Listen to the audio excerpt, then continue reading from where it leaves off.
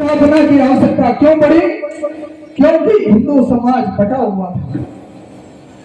इस हिंदू समाज बटे हुए हिंदू समाज को एक सूत्र में पिरोने का कार्य किया है, तो वो राष्ट्रीय स्वयंसेवक संघ ने किया है।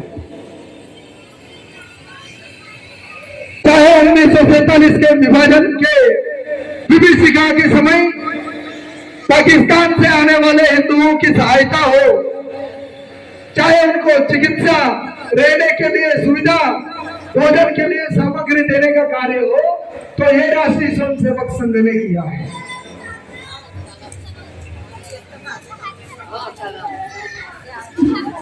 1954 में राष्ट्रीय स्वयंसेवक संघ के स्वयंसेवकों को पता चलता है कि गोवा अभी तक जो भारत का हिस्सा है वो पुर्तगालियों के कब्जे में, उसे मुक्त कराना समय की मांग है।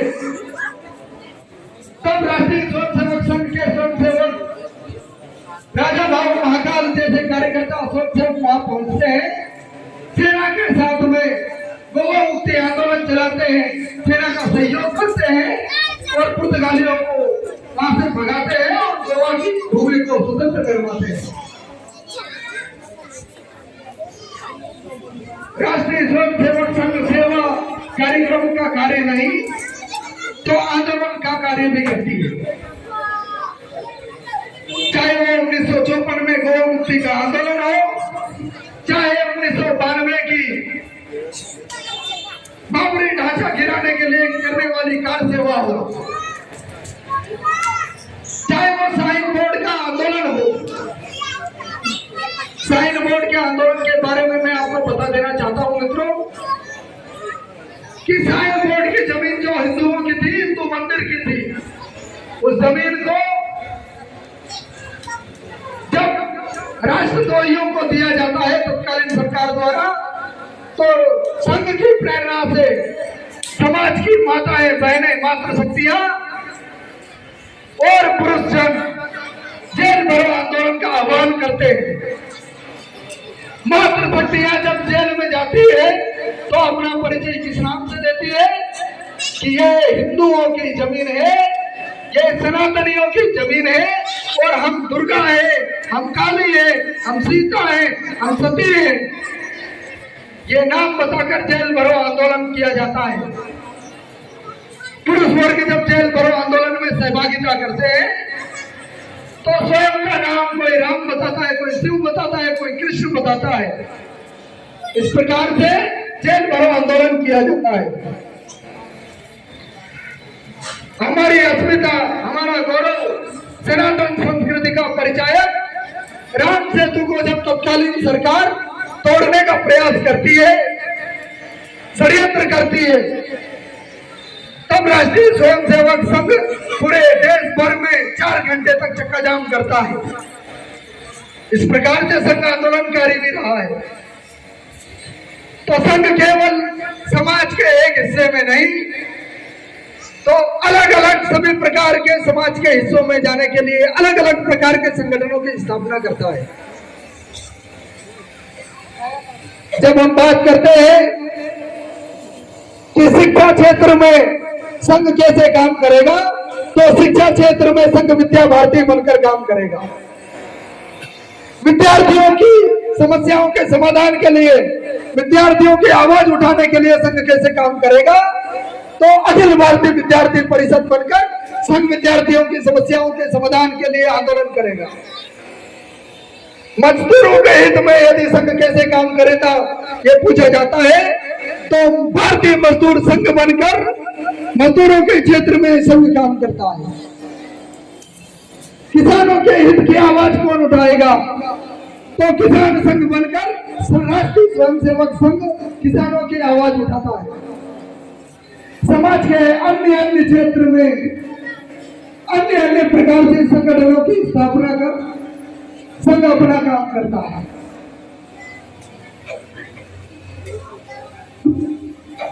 आज हिंदू समाज को अलग अलग जातियों में बनकर रहने की नहीं, तो संघ के निश्चय पर, संघ के संकल्प पर एक सूत्र में, एक दिशा में इस राष्ट्र को, इस मां भारती की भूमि को परम वैभव तक ले जाने की आवश्यकता है मित्रों। इस राष्ट्र को परम वैभव तक ले जाने की आवश्यकता है।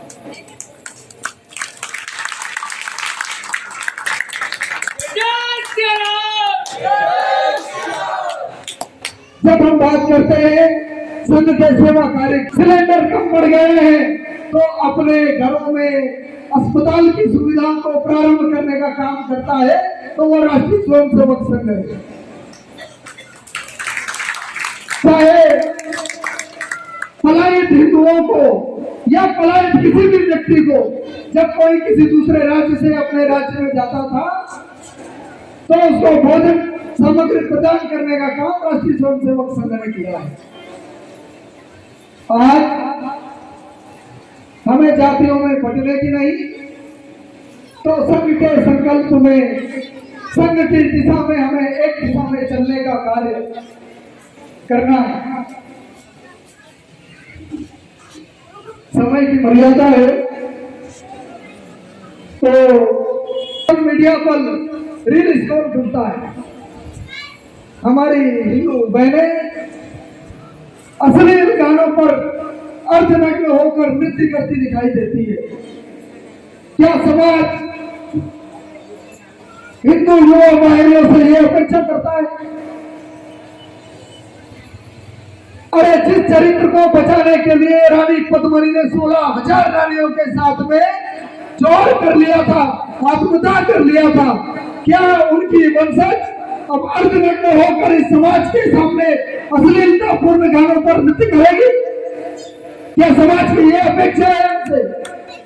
समाज की अपेक्षा हमसे यह है कि हमारी युवा भारतीय नारियां, हिंदू बहनें रानी लक्ष्मीबाई बने, रानी चन्नम्मा बने, रानी अबक्काबाई बने, रानी पद्मावती बने। तो मिलता है कि प्राउड टू बी हिंदू। क्या हम सभी अपने इंस्टाग्राम के बायो में बदलेंगे? क्या हम सभी अपनी गाड़ियों से जातियों के स्टिकर हटाएंगे? जवाब दीजिए, हाँ या नहीं। क्या हम सभी एक सूत्र में बनकर इस राष्ट्र को परम वैभव तक ले जाने का कार्य करेंगे?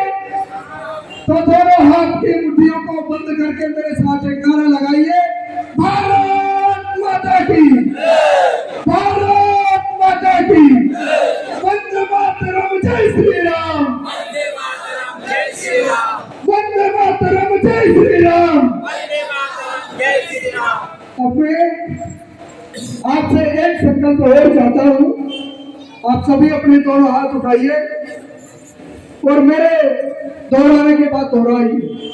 मैं सर्वशक्तिमान श्री परमेश्वर, सर्वशक्तिमान श्री परमेश्वर अपने पूर्वजों, संत व समाज को, अपने पूर्वजों व समाज को साक्षी मानकर अपने पवित्र हिंदू धर्म, साक्षी मानकर अपने पवित्र हिंदू धर्म, हिंदू संस्कृति व समाज के संरक्षण और संवर्धन हेतु पर्यावरण हितैषी स्वदेशी समरस जीवन शैली अपनाऊंगा। जातिवाद, वर्ग, क्षेत्र, भाषा, भूषा आदि के मतभेद भूलकर नागरिक कर्तव्य का पालन करूंगा। अपने परिवार, समाज, राष्ट्र तथा विश्व के कल्याण के लिए सदैव तत्पर रहूंगा और भारत माता को परम वैभव के शिखर तक पहुंचाने के लिए संकल्पित रहूंगा। इसी के साथ में मैं अपनी वाणी को विराम देता हूं। भारत माता की जय। एक बार ध्वज लगाएंगे अपन, भारत माता की, भारत माता की। आज आप सभी हिंदू सम्मेलन में उपस्थित हुए, सहयोग किया, उसके लिए भी हम सभी आपका बहुत बहुत आभारी हैं। अभी भारत माता की आरती होगी।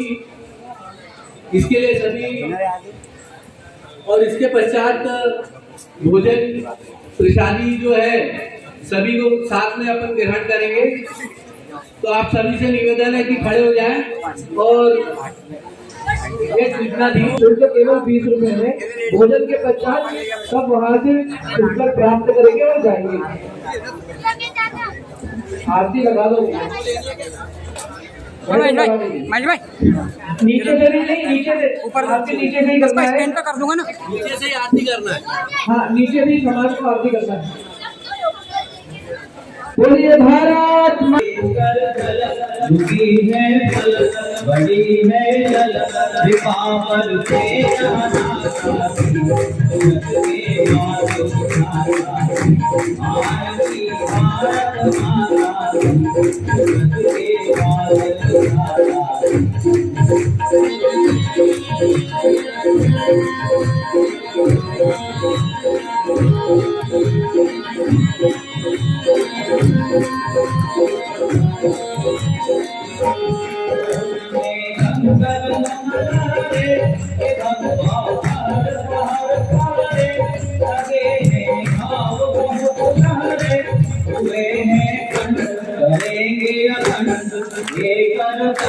मौत पर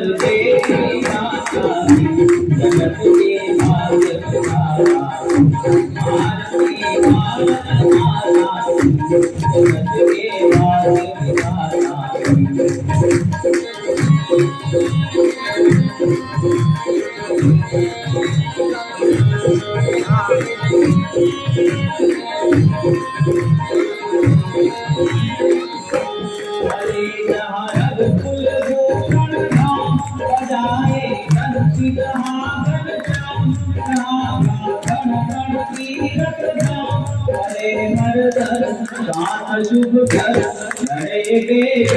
ध्वनि श्री राम जगत के भाग्य आरती भारत माता जगत के भाग्य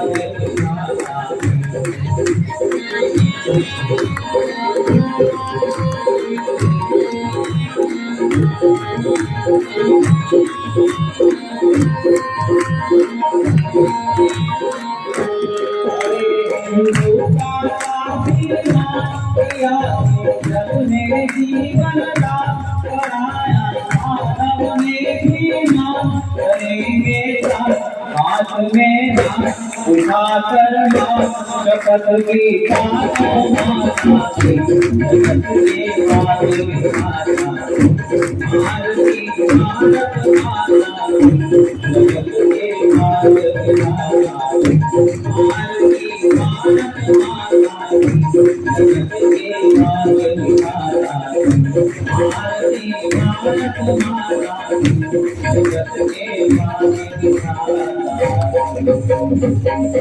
भारत माता की, भारत माता की, धर्म की, अधर्म का प्राणियों में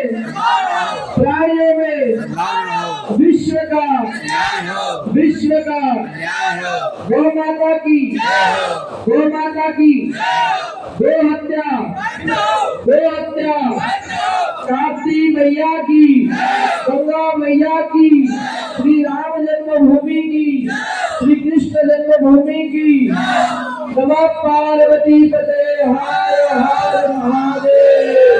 कुछ जोर लगाना है हिंदू भाई वाले, और कोई बड़ा ना छोटा, कोई छोटा,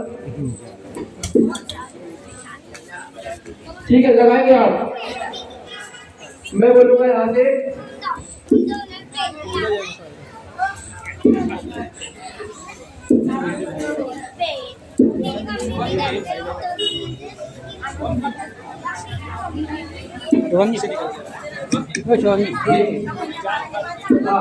जात पात की करो विदाई, हिंदू भाई भाई, जात पात की करो विदाई। अभी भोजन की जरा व्यवस्था कर देंगे, एक 10 मिनट लगेगी व्यवस्था बनाने में। ये मंदिर के पीछे उस तरफ पुरुष लोग भोजन करेंगे और इस परिसर के अंदर महिलाएं भोजन करेंगी। बिल्कुल अनुशासन बनाए हुए पुरुषों को मंदिर के उस तरफ जाना है, महिलाएं इस तरफ रहेगी और व्यवस्था बना करके ही भोजन करेंगे। और उधर जब पुरुष भोजन के लिए जाएंगे तो पानी की व्यवस्था भी उस तरफ ही है और महिलाओं की पानी की व्यवस्था यही पीछे है। तो